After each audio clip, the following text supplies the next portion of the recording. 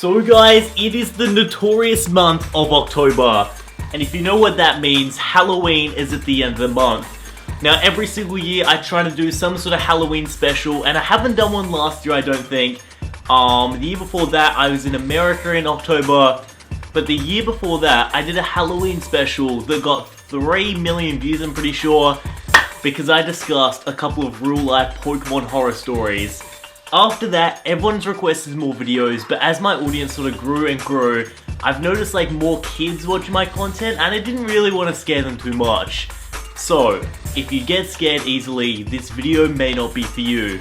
But today, I picked out 3 real life Pokemon stories that I'm going to tell you guys about Pokemon that are very, very scary.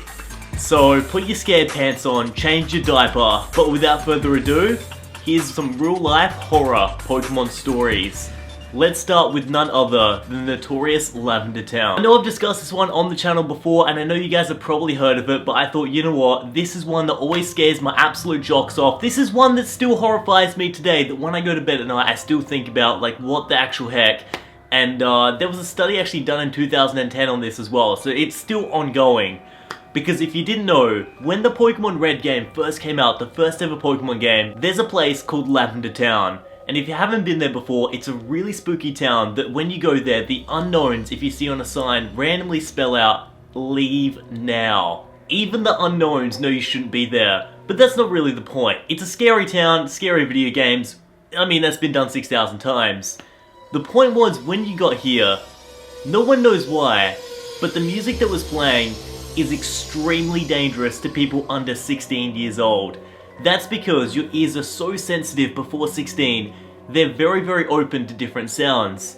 Apparently the sounds in the Lavender Town music were so high pitched, were doing something to like your brain cells when you hear them, to make kids seriously ill, and this happened. All across Japan when Pokemon Red came out, and then across the rest of the world, kids were falling ill once listening to the Lavender Town music, and they were dying. People all around the world, especially in Japan, were just falling ill and dying after hearing the Lavender Town music. And that's because the sounds in the video game were triggering something in their ears, which triggered something in their brain. That is horrifying. It was like quickly found out that that was the reason, and they changed the music in the Lavender Town song to make it lower, and the high frequencies were all taken out. And that was the part that was setting everyone off. So now if you play the games, you will witness a lower frequency of the Pokemon Red Lavender Town song. If you want to hear what this song sounds like, I'm going to play a snippet right now. I'm pretty sure this one has all the high frequencies removed, so you guys are safe. But let me play it right now, and you guys will sort of get the drift. Alright, if you don't want to listen to it by the way, I'll just watch the screen and you'll know when it's not playing anymore.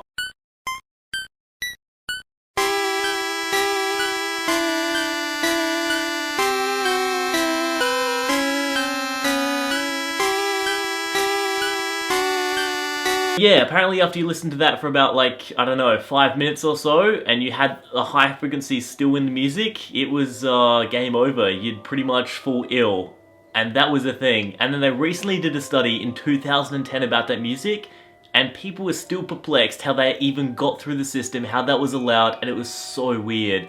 The whole situation is the strangest thing ever, but that's probably the most popular and common Pokemon horror story to date that I always love telling people because it freaks them out, it freaks me out. Every time I read that story, it's so scary.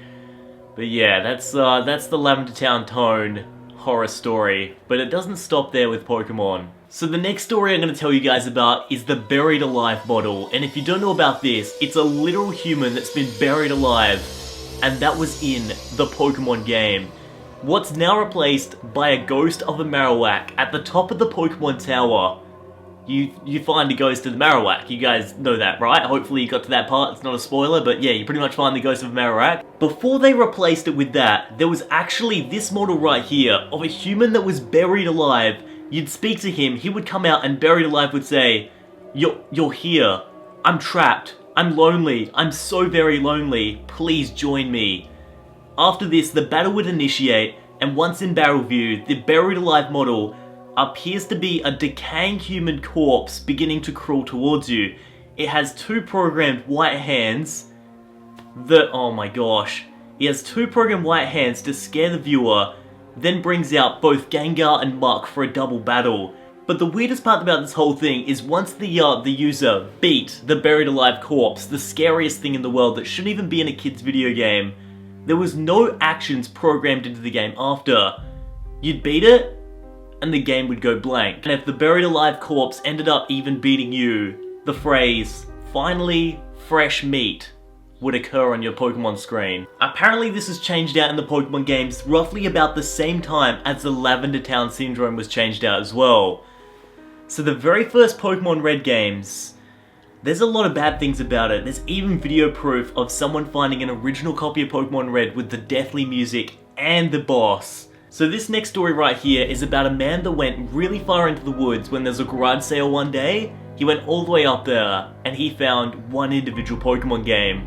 The guy didn't have Game Boys, the guy said he never played Pokemon, but he just found it in the house. It was a copy of Pokemon Black in 1996. This didn't exist back then. This was literally this cartridge right here. That's the only photographic proof I've got, is like that right there. But then the guy continues to say, when he put it into his Game Boy and started playing, instead of having Squirtle, Bulbasaur, and Charmander to pick from, he literally only had 3 of the ghosts that you would find in Lavender Town. You could pick one, and they'd only know one attack, and that attack was Curse. That is horrifying. He said there was no way every time he started a new game, it would start with the original 3 sentences, crash, boot up, you got to pick your ghost Pokemon, and then you curse. And that was the whole game. On top of all this, the man only moved at half the normal walking speed, so you could have to painfully go half as slow through this game. And because you're going half the speed and at the beginning of the game, you couldn't even use an HM. This man still powered through this. Regardless of where you went inside of this game, he heard the Lavender Town music. It was on an infinite loop throughout this game. It had been hacked in 1996. This is very, very rare, because it's pre-ROM hack, pre all the programs on computer. This is horrifying. Once the man had got through somewhat of the game, he gave up because everywhere he went there seemed to be a recurring method of everyone would inevitably die at one point. Being too sad and too scary, he threw it in the bin and never played it again. Pokemon Black has never ever been found again. It may have cursed this man's life. Last not least, we'll end on a semi-not horrifying note, but still a really weird one. Is the Ash still in a coma theory? If you've noticed the pacing of the Pokemon TV show, if you've noticed the pacing of anything, how like weird the whole universe is and how Ash never ages, and how he progressively goes further and further, hangs out with mythical creatures and battles them, never eats them. You gotta think, that's a bit weird. It's almost like a dream. There's a massive theory going on and there's so many threads about it. Pokemon isn't real. The whole world itself isn't real, and I know it's not real, but for Ash it is. But then there's a big theory. At the end of Pokemon, when they stop doing the entire show, the very ever last episode, rumoured to ever air, is gonna feature Ash waking up in a coma after a car crash.